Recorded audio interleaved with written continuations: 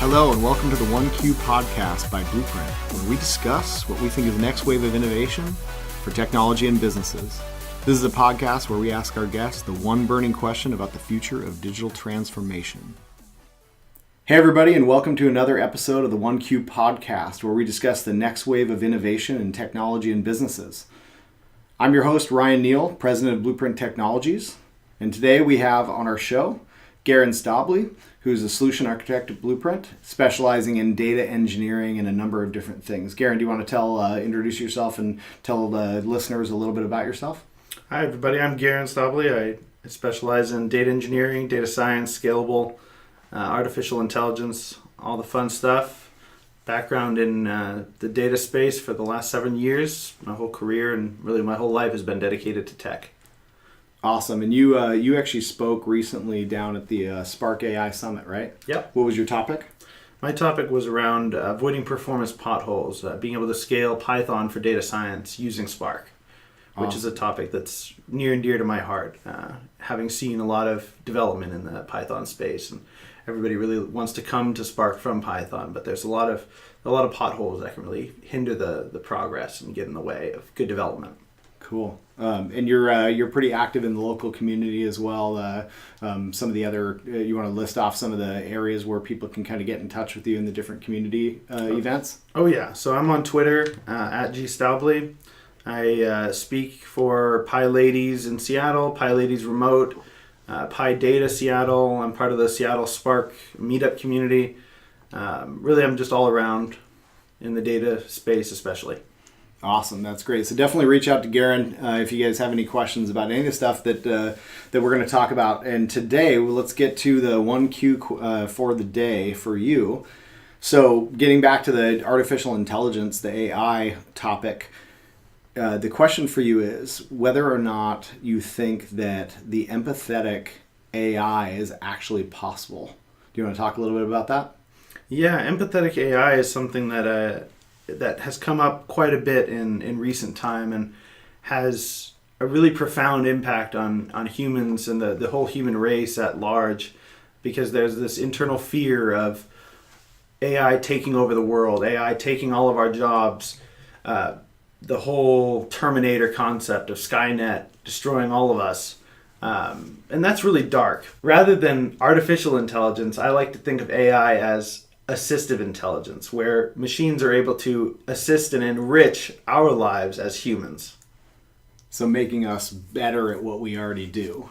Yes, very much so. So in order for them to be able to actually, for AI to be able to do that, how much empathy do you think needs to be built in? How much understanding of the human condition and the human behavior that they need to have?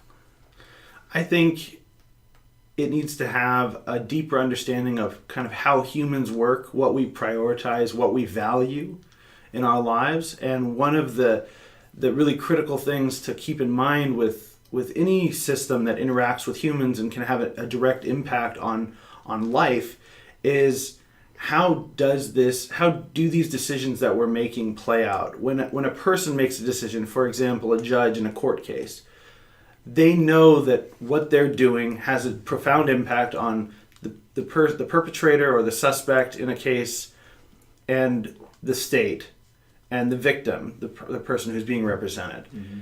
So a judge understands, hey, there's a human at the end of both sides of this spectrum, and there are humans in between. It's a huge spectrum. And AI, I feel like, still hasn't quite gotten to that point. And we as a society really need to work toward making our machines realize that you don't just make a decision based on one set of factors. The whole equation needs to be brought into play to really understand the full dynamic of the situation. Well, that's an interesting way to phrase it. I think as far as the majority of the stuff that I read out there, the biggest challenges that everybody faces is understanding that as kind of a key point, but how do you get there, right? And we struggle with that in businesses, in technology development. Like, what do you think the real path is to be able to get there, to get that whole picture? Yeah, I would say one of the biggest ways that we could really get there in a more accelerated way than most is by having a really diverse pool of people working on AI, and not just centralizing around one type of person or one individual or one persona. Because the characters in how we build these systems, those biases get built into our systems. A machine is not unbiased. A machine is biased to whatever it has been programmed to do. The machine itself doesn't really care what decision it makes because it doesn't have that cognitive thought and that self-realization. Humans write the code. Humans train it to do certain things and to make certain judgment calls. So, for example, there's been a lot of controversy around mortgages and banks, how they have chosen to do some of the application of machine learning and artificial intelligence, where the banks are discriminating using these algorithms, but it's not a human anymore. Now it's a machine. And so there's this ongoing controversy. So I think one of the ways we get there is by focusing on the people that are building the system, because the people will then define how the system ultimately gets built. You're pretty active in the community around unique skill sets and unique individuals, bringing them into tech. What's your ideal version of a team?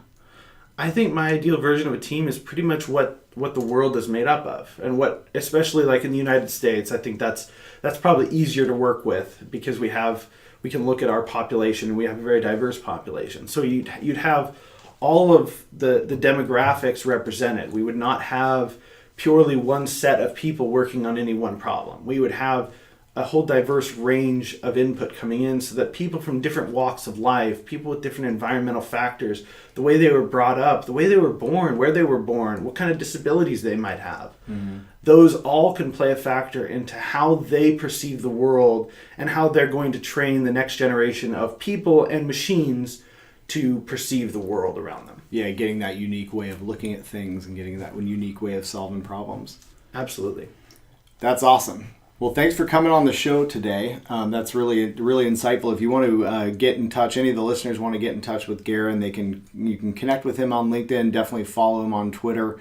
And then, do you have any parting advice to anybody you're in the development space around somebody that has a unique skill set that may not necessarily translate equally over to the conventional way of thinking about software development or tech, that you can give it a little piece of advice on? Yeah, I especially love this question and really love this area, especially because I find that a lot of folks who come into the field, or who are trying to come into it, trying to break into this really high demand, high pressure, high intensity field, fall under imposter syndrome. They think that their skills just aren't meaningful. They don't have an impact because they come in with an education background, or they come with some medical background, or they're coming in from the construction industry. Well, every different type of skill set can be applied in the tech space.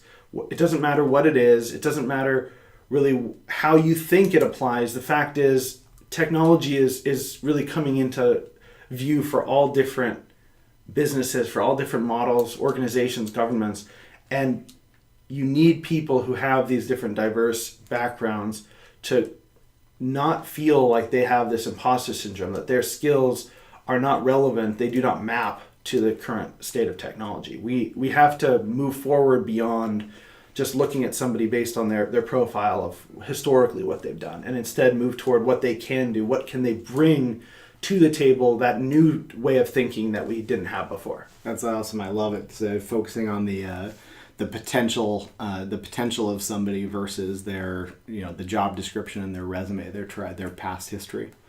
That's awesome. Cool. Well, all this information will be available in our podcast notes for you to be able to get in touch with Garren. Definitely reach out. He's got a very diverse background, and he's got his hands in a lot of different things. So he's a really interesting one of our team members to talk with. As always, thank you guys all for listening, and be sure to tune to our next week as we feature another guest in innovation in the tech space. Thank you, Ryan. Thank you.